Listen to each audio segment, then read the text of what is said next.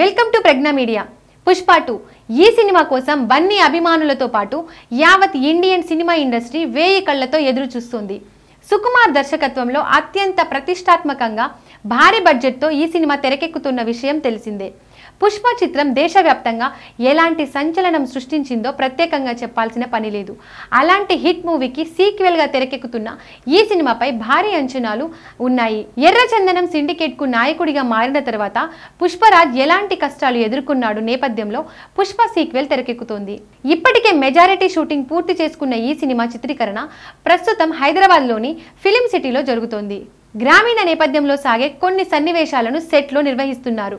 వీటితో పాటు కొన్ని కీలక సన్నివేశాలను మేకర్స్ తెరకెక్కిస్తున్నారు. అల్లు అర్జున్తో పాటు ఇతర పాత్రధారుల ఈ సన్నివేశాల చిత్రీకరణ జరుగుతోంది. ఇదిలా ఉంటే పుష్ప 2 చిత్రాన్ని ఆగస్టు 15వ తేదీన విడుదల చేయడానికి చిత్ర యూనిట్ సన్నాహాలు చేస్తున్న విషయం తెలిసిందే. ఇప్పటికే మేకర్స్ దీనికి సంబంధించి అధికారిక ప్రకటన సైతం చేశారు. అయితే తాజాగా తెలుస్తున్న సమాచారం ప్రకారం పుష్ప 2 సినిమా విడుదల వాయిదా పడనుందని తెలుస్తోంది.